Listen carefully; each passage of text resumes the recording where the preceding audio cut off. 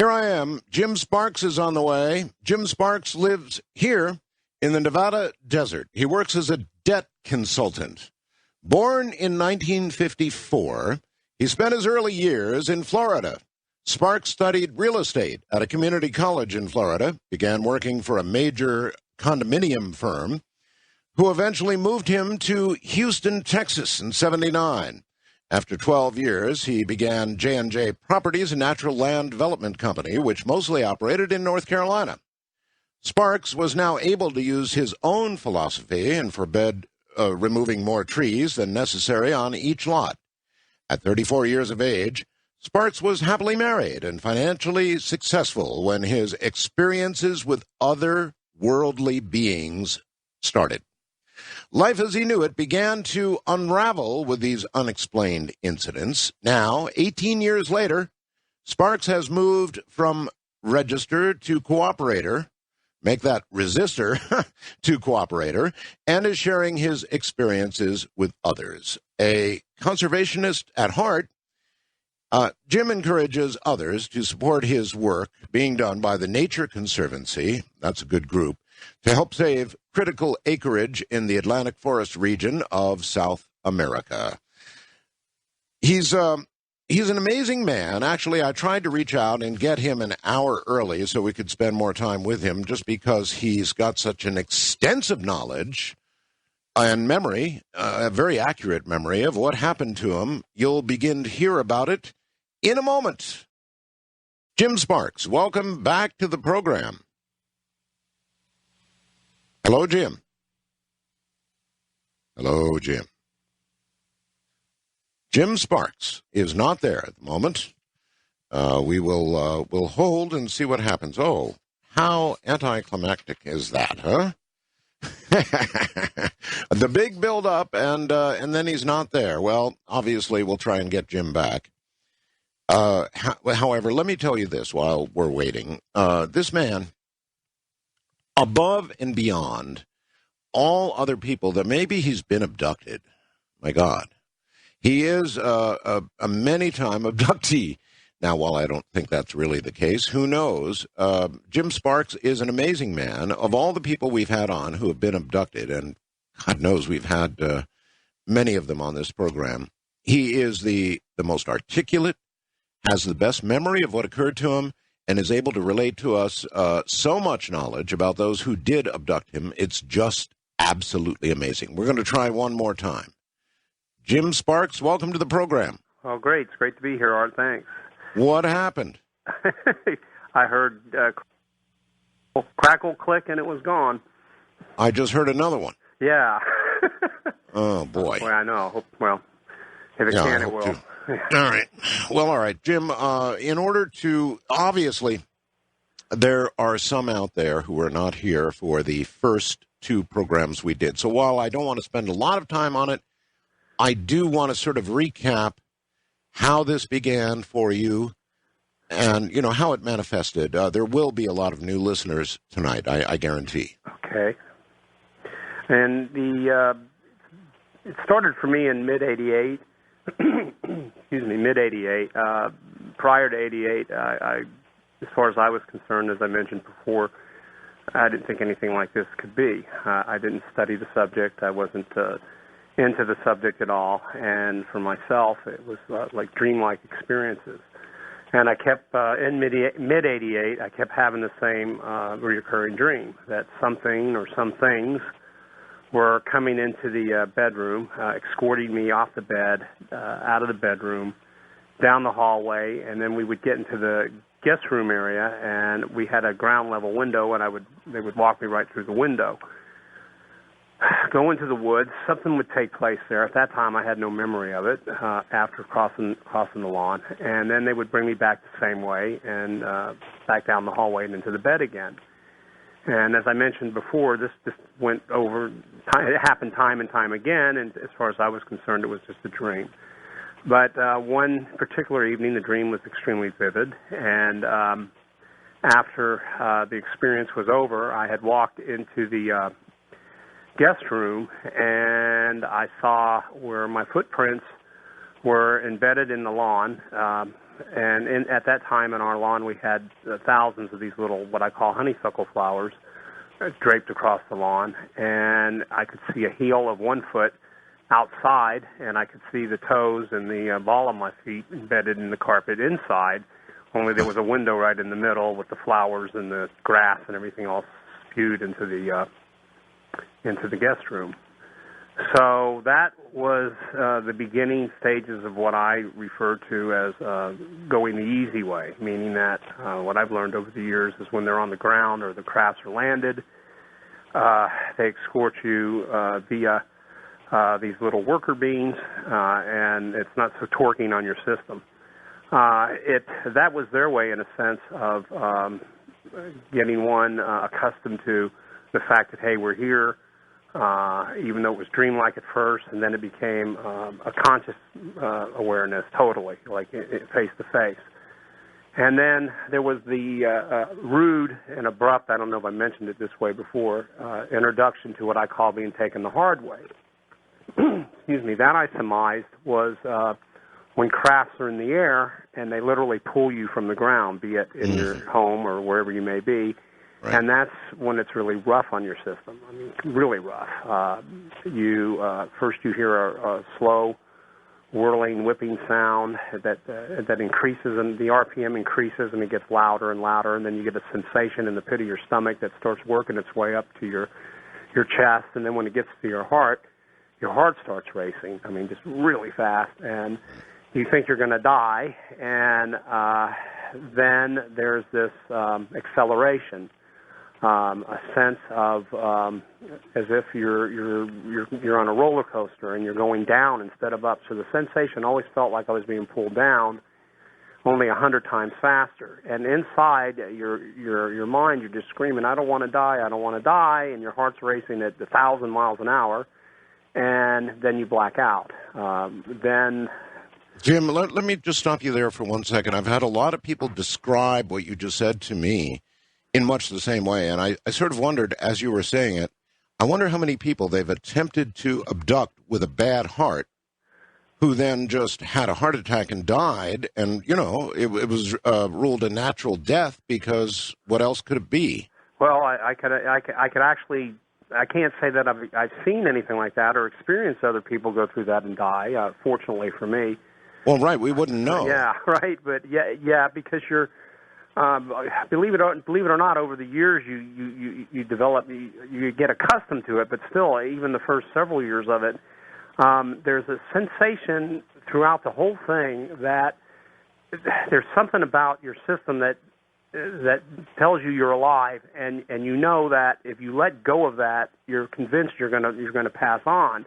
Yes. And that's the scariest part. So when your heart's racing like that and you're feeling that acceleration, and what's happening is where there's any mercy at all in it is the fact that you black out. Now, I've had others say, well, maybe that's because it's tremendous G-forces. I've had to say different reasons, but just before the point of blacking out, you're convinced that's it. I'm no longer going to be here. And then you're gone. It's black. And then when you open your eyes, you're sick, you're nauseous, you feel like you just went through that, right? And you went from point A to point B, and then when you're at point B, it takes a few moments, and then you start realizing yourself again, and then you're there. Well, when you say you're there, what do you now remember about point B? Point B, particularly in those days, for the first 6 years, was always the same place. It was a room on board. It was always the same room. I always found myself sitting at something that was like a bench. I was, for the most part, almost totally paralyzed. In front of me was something that looked like what I called it a screen table, for lack of a better term. That there was a table in front of me, and it had a large screen on it. And then in front of that, there was a wall, like 5-8 feet in front of me, which was another, on the wall was another screen. And as it turned out over the months and years, different images and different experiments and different things were conducted in that setting. But I was sitting up. The only thing that could move the majority of the time in those first 6 years were my head could go up and down slow, and my right arm and right forefinger were always propped on this table that I could move my right forefinger, and if I drew a vertical line or a horizontal line, it was like an etch-a-sketch, so to speak, and those images would appear either on that table or they would appear on the wall, depending on what they were doing. And that's how I found myself almost all the time the first 6 years. It was horrible. Not only they were trying to teach you things and get you to react in certain ways, and they actually began to apparently teach you an alphabet. Correct? Yes, and that thing was, and as I mentioned before, I think what maybe made me different was the fact that right from the jump, I didn't want anything to do with it. I was filled with extreme anger, extreme hate, loathing was the minimum of how I felt for them. I didn't want to be there. I didn't know who they were. I didn't know why I was there. Everything was completely out of context. Here you are at home. The next thing you know, you go through this travel experience, and then blam, you're there.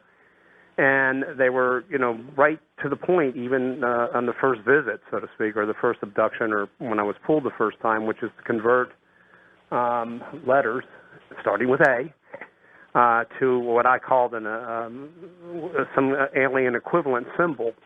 As the years progressed, I later feel that it was just the beginning stages of teaching humans how to be telepathic, which is to focus your thoughts and focus them into symbols, and you had to direct the symbols exactly, motion, direction, sound it out in your head, and it kind of stands to reason. I'm thinking one day, once I feel like there will be telepathy, I think will be common one day, even for us, and I feel like if your brain can transmits or radiates energy, and it's scattered energy. And if you can just not necessarily focus the energy at an object, which would be another individual, as you being the transmitter and them being the receiver, right, but focus the energy in a symbol form, like a sentence or a thought, in just one symbol, and it's always doing the same thing. So let's say, hypothetically, the symbol for open the door or on would be to do a circle in your mind, starting from the bottom, let's say, and go, and then one thing they didn't, God, I can go on with that, but you didn't do the conventional methods of transcribing letters and symbols. You had to start at different points, ending points, or the middle of a normal letter, where it would be, I guess, so your mind is learning something different, even though you're familiar with stuff, and so you would have a strong circle in your mind, and so it would be easier for a receiver to pick up something that's like a circle versus a scattered thought of turn on something. And so each one of these symbols meant something, each one was strong, and each of them can be picked up. And the symbols, after many years, or those early years, they're 100% telepathic, and they normally would communicate with you where you can hear what they're saying in your head. But they wanted me to rely more on what they were showing me versus how they would just naturally do it. And over the time, it learned a whole different alphabet, so to speak, in telepathy with them, and we communicated back and forth that way. Okay, there are many symbol-like languages on Earth.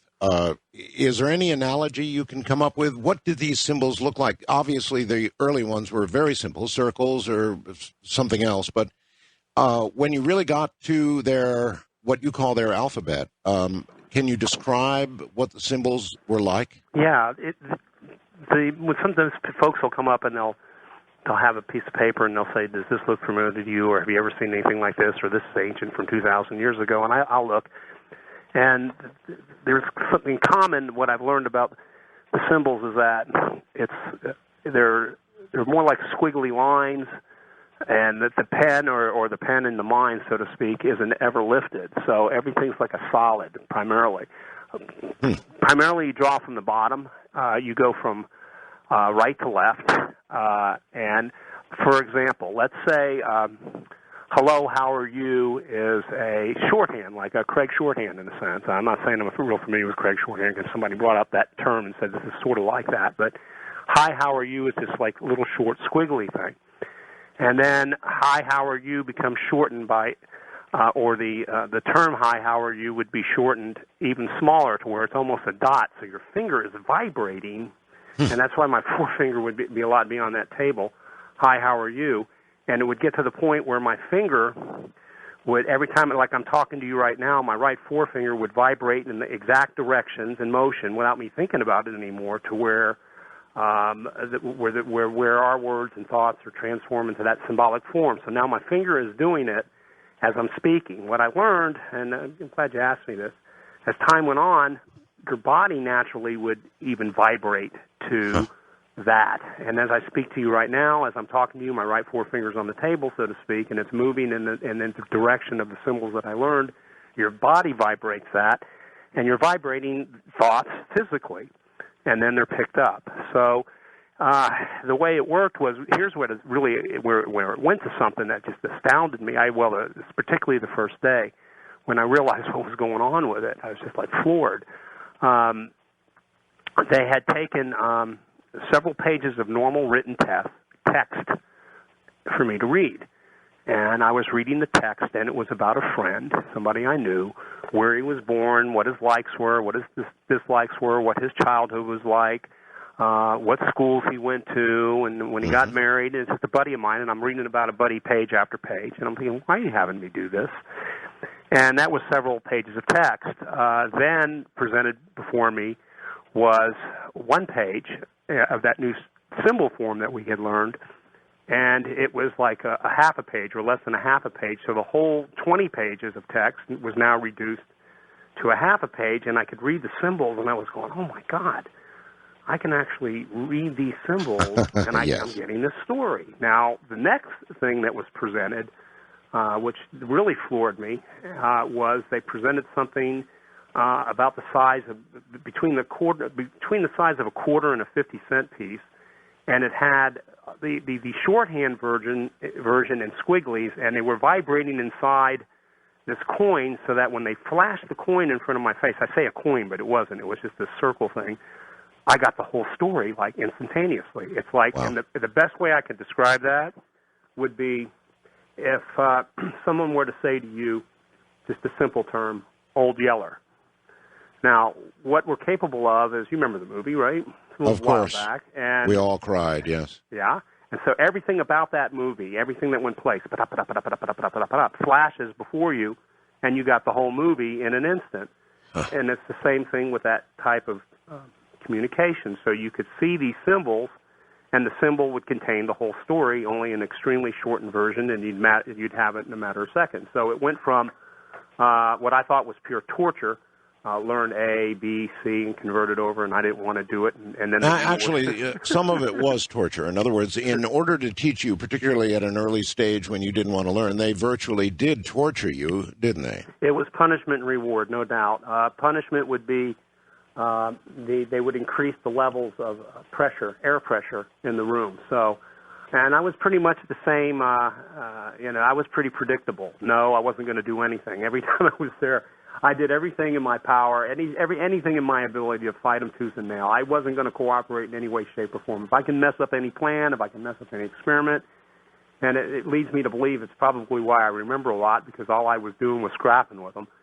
And but if they wanted me to get a letter or to convert a letter to a symbol, and I said no, as I usually would, there would be a thumping sound, a woofing sound like thump, and then the air pressure would increase in the room at a short jolt, and it would be painful, right? And then they would increase the levels. I go, no, you can't get me to do that. And it would be stronger, it would be louder, and then the levels would steady increase until it was just not worth resisting anymore, and then I would squiggle a line.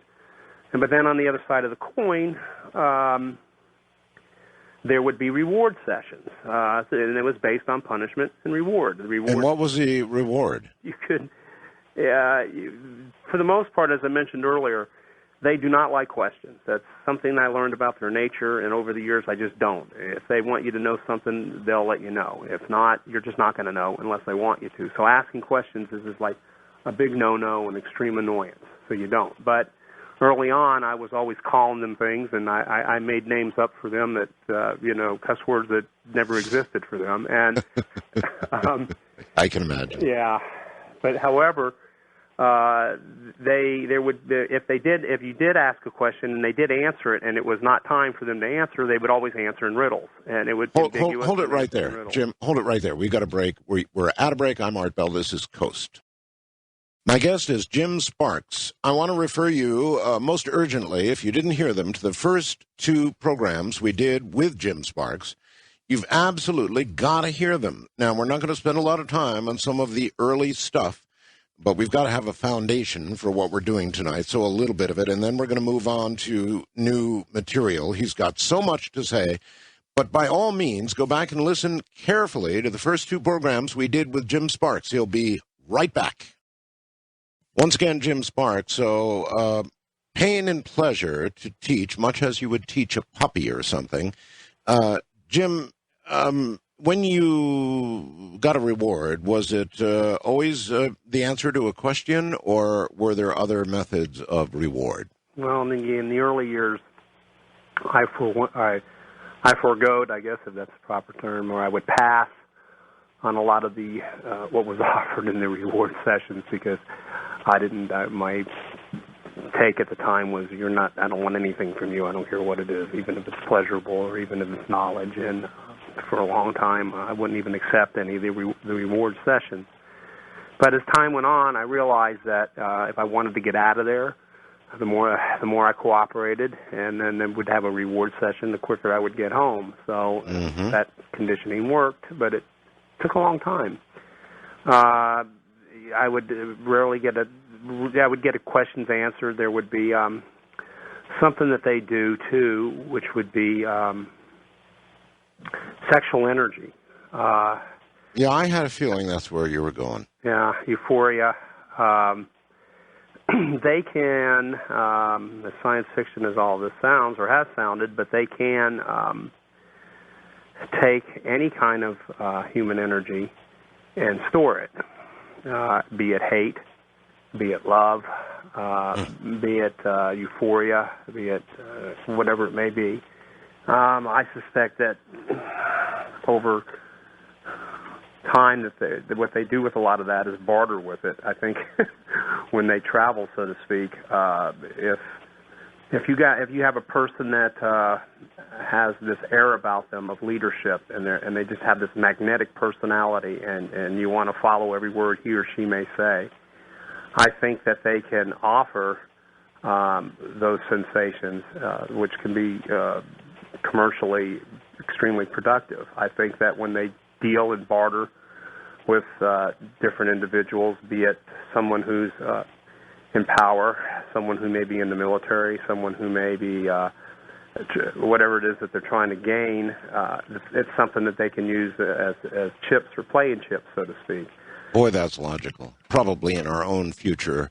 Michael in Boulder, Colorado, Fast Blast Me, a good one. He says, I just finished reading Mr. Sparks' new book, and I've got a question. Does Jim know enough about the number system and the alien alphabet that he could actually teach this to others, or is there so much of an unknown psychic component to the whole teaching bit that he can't?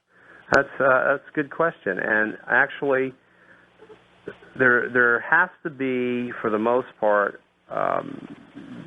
their presence to make sense out of a lot of this, and it is, one can say, a psychic presence too, just their psyche, because their minds are such that their thoughts are radiated, and they can screen image where you can see things that may be in your mind, and then it's transmitted in a holographic form, which looks like it's hanging in the air, so to speak. Mm-hmm. And they are in dimension instead of just a flat surface. A lot of it takes on dimension, and when they're there, it activates that. But not necessarily all of it, but a big part of it is that way. I feel that in relating to you or to me or to others, where we could use it, in essence, at this point, is as we discussed in the last show. I was mentioning that you said that you were into communicating with the dots and dashes in Morse code, so to speak. Mm-hmm. And you would pick up to the point where you wouldn't even have to write it down. You know what the sequence is, and you hear the words in your mind, and then you're carrying on a conversation almost like normal. And Jim, it's still true. After all these years, it's still true. And certain symbols are like that, so that you pick up, you know that when you see the images of symbols in your mind, you know what the meaning is.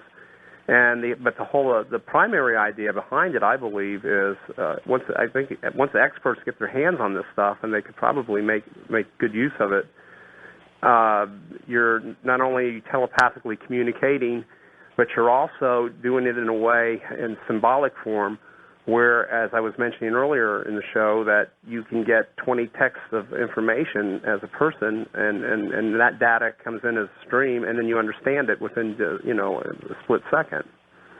Okay, so you feel you could teach this to somebody? Yes, to a certain degree, the elementary forms, sure, because there's standards that stay, that hold strict discipline, so to speak, in areas there that are standard, and once you pick them up, I believe so, yes. Okay. I'm waiting for the time, I guess, Art, for these things that I picked up and these things that I've learned, and it seems like different situations come up and the timing is right, and I present something, and it's the right people or the right persons or the right person at the right time, and it's something that maybe they've been studying for years, and then it gives them answers to things that they haven't been able to find, and things start coming together. So I feel like a lot of this, and I've seen it over the years, it's just a matter of me being at the right place at the right time with the right people, and it gels. All right. Your contact was primarily with what we know as the Greys and the Reptilians, yes? Yeah, 95% Gray, I would say 3 to 5% reptilian, and rare occasions humanoid beings, and it wasn't uncommon with the Gray contact in that 95% scenario for there to be military individuals, and making it very plain that that's what they were, and I could see them and interact many times over. Okay, Jim, you make note of the nature and personality of the Greys and the Reptilians, for that matter. I'm very interested in that. Mm-hmm. You detected differences, in other words, in the Greys themselves. You were able to discern individual personalities.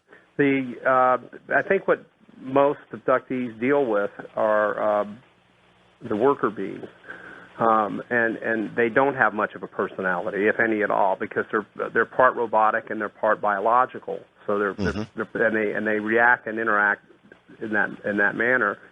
And I think the big part of the times people spend as an abductee is with those guys, or those beings, or those things, or the worker beings. Then there's definitely a distinct difference between them and what I call, for lack of better terms, true aliens, meaning that they're the real McCoy. They're the ones that create these beings. There's the reptilians, or what are commonly referred to as reptilians. They have they're the ones with personality. They're the ones with emotions, feelings. They slow way down to communicate. Whereas on the part of the Greys, they pretty much don't have emotion, or they don't come across with emotion. But there is the ways to distinguish one individual from another, and it's an energy they radiate. I learned that in a lot of uncomfortable ways over the years, but now I'm used to it, that you could be in the room, let's say, with two Greys, and they're radiating this energy, and you sense it, because usually the energy is not a comfortable one, because after all, it's coming from it's not of this world. It's something. So what are you discerning, Jim? Are you discerning the level of the energy you're getting from them, or the nature of it? I would say both, because I could tell that when an authority, be it by rank or be it by whatever authority the particular Gray is in, what emanates out of that individual is more powerful than what emanates out of maybe one with lesser authority. For example, there would be times, and this just happened haphazardly, or it would seem haphazardly, but I started seeing a pattern, whether I was supposed to or not, where a big part of the work that they did with me in the early years was with this that table I said was in front of me. It was artificial intelligence, and this is 19 years ago. I don't know what we were doing with that then. It could read your thoughts. It could interact with you. It would teach you. I called it a teaching machine. It would teach you the how to transcribe or change our letters to their letters, and a lot of the experiments went on with this machine. If I was highly uncooperative, which I was a lot, but let's say where the machine couldn't control what it wanted to do with me, then worker beings would come in and give it a shot. If it didn't work with them, then, see, I started seeing these levels. You see where I'm coming from with this? Yes, I do. And then if I was even more stubborn and fighting tooth and nail, a true alien would come into the room. Now, when a true alien, what I call a true alien or a true gray, comes into the room, they radiate an energy, and I had mentioned earlier, that's not comfortable. It's miserably uncomfortable. No, let me discern here. You say a true alien, or you said true gray. So it would still be what we classically, and I think most of the audience listens to this program knows what a gray is, but they would still essentially look like the classic gray, but you'd be very obviously aware you're dealing with a higher intelligence. So they're physically a little bit different too, Art. Oh, okay. They're a foot or two taller. Oh. Their eyes are not as big as the worker beans, so the worker beans have the real big eyes. You heard me say before, I feel like the eyes on the worker beans are they're that large to get any kind of light or any kind of stimuli. I think energizes them. I think it's a purpose for the big eyes. But the grays themselves, yes, their eyes are bigger, definitely bigger than ours. But they're not as big as the worker beans, the giant almond-shaped eyes. Mm-hmm. They're a little bit taller, and their skin is leather-like, and you can make out what appears to be maybe wrinkles. So you can distinguish a little bit of difference from one to another. All right, so then obviously it follows that these worker grays were made in the image of, but not. You got it. Right? You got it. Okay. Yeah, let us make them in our image, sort of thing. So there are some funny sides, and that is a funny side. That's kind of hysterical. But I've seen also the worker beings with human beings doing tasks for them. I've seen them with they accompany reptilians, and they also accompany grays. So this is some sort of almost a commodity, or it's literally what they are. They run tasks for you, and you program them however they program them, and they do it. So they're part biological and part robotic. But now there's rank and order within the grays.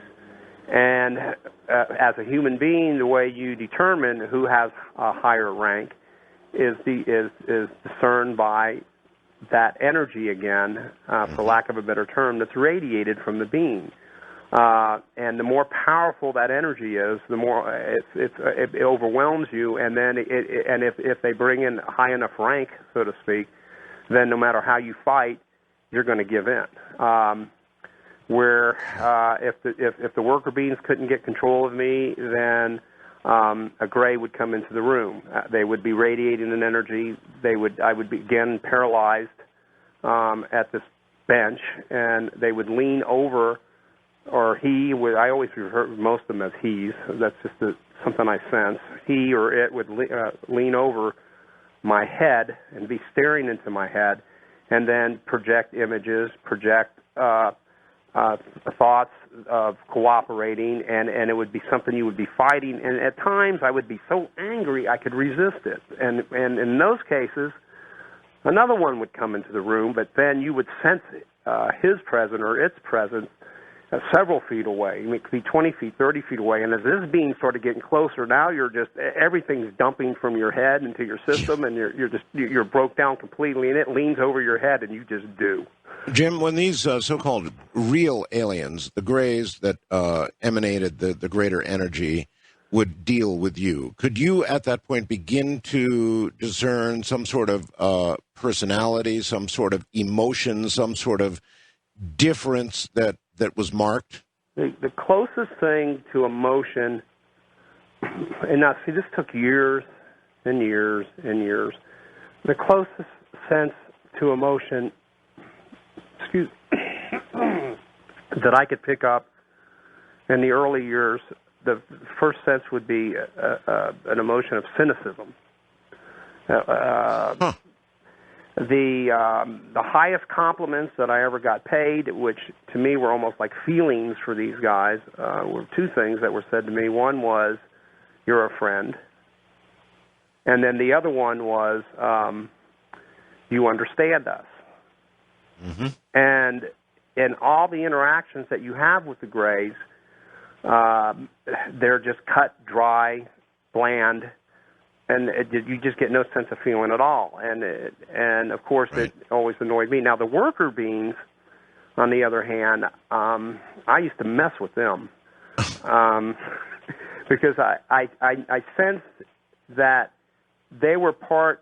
The material that they were using, or the raw material, was derived from us to make these worker bees, other than the robotic parts. So I don't mean to sound scary here, but if I had mentioned earlier, if there was 360 degrees and each degree was thousands of millions of bits of data and agenda on their part, I was savvy to, 1 or 2 degrees in this whole 19 years, and one of them was with this intimacy with the worker bee type. So on one occasion, I always tried to get some kind of an emotional or a response of self-awareness out of them, like the self-realize that they exist. And the closest that I had ever came was, there were lots of times when I said I was paralyzed a lot, I could always yell and scream until they just got sick of hearing it, and for whatever reason they then paralyzed my vocal cords. And I would yell and scream different things at them. I would call them different things. But on one particular session, I said, "You're the most pathetic, lowest forms of life. You have no feelings, you don't care, and you don't even know you exist." And both of them stopped. I got 2 of them to stop on their tracks. And you don't even know you exist. You don't even know you exist. And I'm sorry, let me get a sip of water here. No, that's all right. Maybe you hit them right square between the big eyes. Low humidity in the desert. Uh-huh. Nonetheless, that there was a moment where 2 of them stopped on their tracks that I can remember vividly in the last 19 years. It had captured their attention, and I could see that they were, for the first time, looking within themselves as if, am I something? And do then, I exist? Yeah. I exist. And what happened afterwards told me I was getting somewhere, because a true alien, or a Gray, came into the room, because he could somehow sense that they weren't doing what they were supposed to be doing, because I had them stopped in their feet. Yeah. And he said, and his words were maybe not proper English, "Don't say that to them. Don't say that to them." And then, the sensation of guilt came over me, as if, okay, so I'm making something aware that it's aware, and I should like you be had doing mistreated a dog or something. Yeah, right. Don't say that to them. And then they went on doing their normal thing. So, rank and file. So, like in the military. So, they radiate an air, an energy that's uncomfortable. It's overbearing. It's extremely powerful. And see, now these guys aren't talking. They're telepathic, and they radiate this stuff. So that lends one to understand the difference between who has more power, who has more rank, and who has more authority. Sure. Okay, that could definitely be classified in the dislike area, something they disliked or they were uncomfortable with. Were you able to ever figure out anything they liked? Yeah, over time they had very peculiar. There were some things that just, does any of this really make real sense? But yes, a lot of it starts to make sense over time. But there were things about, I guess you can say, it started off with me during different sessions with me interacting with particular scenarios like war. So they would War. They like war? They have an interest in how we see war, how we feel about war, how we think about war, and over time, it was an area that I think that they just had a fondness in learning about. Hold tight, Jim. Boy, time is flying. I'm Art Bell.